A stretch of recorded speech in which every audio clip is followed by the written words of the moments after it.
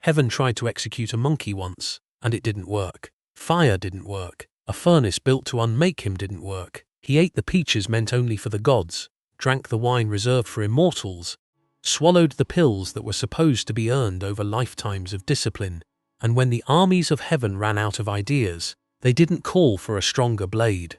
They called for the one being who didn't need one at all. Sun Wukong believed he could outrun even that. He flew to the edge of the world, found 5 great pillars standing at its border, and marked one to prove he'd been there. He hadn't left the world at all. Those pillars were the fingers of a hand, and the hand closed around him, and he spent 500 years beneath a mountain, because strength, in the end, wasn't the thing that stopped him. That's the pattern worth noticing, because it repeats across nearly every legend China has kept alive for centuries. These are not stories about heroes who simply hit monsters harder than the monsters hit back. Again and again, the fight isn't the point. What matters is what you do when hitting harder isn't an option. Take the White Bone Demon, a spirit whose true body is little more than a skeleton, though almost no one ever sees that form. She sets her sights on a monk under Sun Wukong's protection, and instead of attacking him directly, she comes as a young woman carrying food.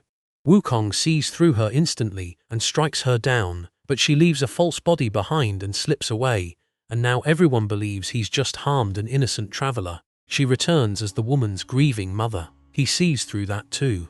She returns a 3rd time as another relative, and by the time he's finished her for good, the damage isn't to her, it's to him. The one person capable of recognizing the monster is the one person nobody will believe anymore. Her weapon was never strength. It was making his strength look like cruelty. Some threats can't be outthought either. They can only be endured on different terms entirely. Hungry ghosts are said to wander with stomachs swollen by an appetite that never ends and throats too narrow to ever satisfy it. Spirits with no descendants left to remember them, no one leaving food or incense in their name.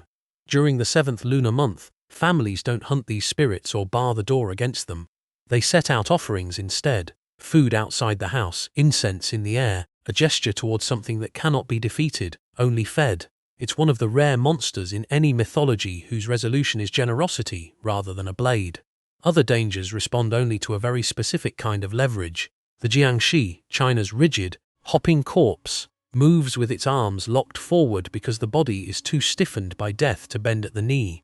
And the detail everyone remembers, the strip of paper fixed to its forehead, is a talisman doing the actual work. Remove it and the corpse stirs again.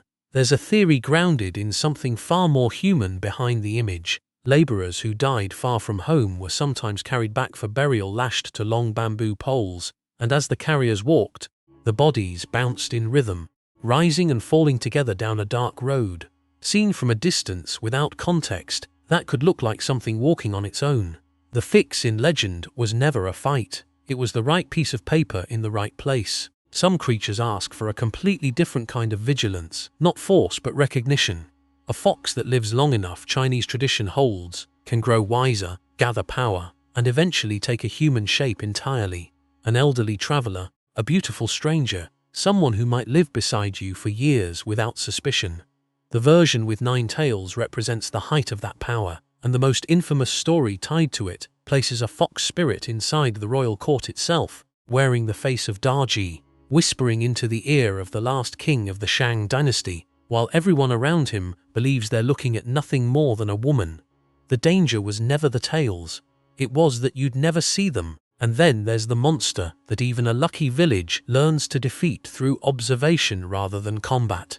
Nian was said to spend most of the year hidden away in the mountains or beneath the sea, emerging once annually to threaten the villages below, until people noticed the pattern in what frightened it. Loud noise, fire, the color red. The following year, the doors were painted, the fireworks were lit, and the monster that couldn't be caught simply turned around and left. Modern scholars note the written record of this exact tale is fairly late, likely arriving after the traditions it claims to explain, but it endures anyway because it hands every unanswered why a satisfying answer. Why the color red? Why the noise? Why every single year? Not every monster in this tradition is even meant to be fought at all. Taoty exists almost entirely as an idea given a face, a symbol of appetite with no end, carved for millennia onto ritual bronze vessels as a pair of enormous eyes and a mouth surrounded by horns and fangs, sometimes reduced to almost nothing but the act of consuming. There's no version of this story where a hero corners it in a forest. Its power was never physical. It's a warning people chose to eat and drink from, a caution built directly into the vessel, meant to hold nourishment. Some victories, though, cost something no sword can pay back. Xiangliu, a 9-headed serpent blamed for flooding and poisoning water wherever it moved, is finally killed by the hero Yu the Great, and the killing solves nothing. Its blood seeps into the earth, and the ground it dies on becomes unusable, contaminated by the very death meant to end the threat. Most monsters stop being dangerous once defeated.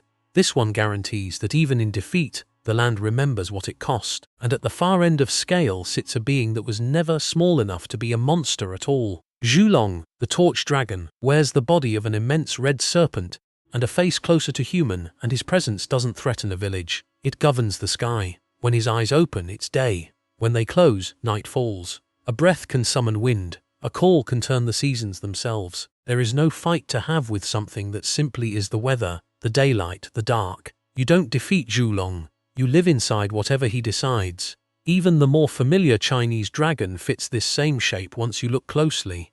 Not the wide-winged, cave-dwelling creature of Western imagination, but a long serpentine ruler of rivers, rain and sea, capable of saving a harvest or drowning it, prayed to rather than hunted, its favor sought through ritual and dance rather than combat. When Sun Wukong needed a weapon worthy of him, he didn't win it in a duel. He walked into the undersea palace of the Dragon King, tried on treasure after treasure until he found an iron pillar too heavy for anyone else to lift, and simply took it, a monkey borrowing power that belonged originally to something no one imagined fighting in the first place. Line them up, and a single thread runs through every one of them. Strength was rarely the answer. You appeased the ghost. You recognized the fox. You pinned the right talisman to the corpse. You noticed what the monster feared instead of testing what it could survive.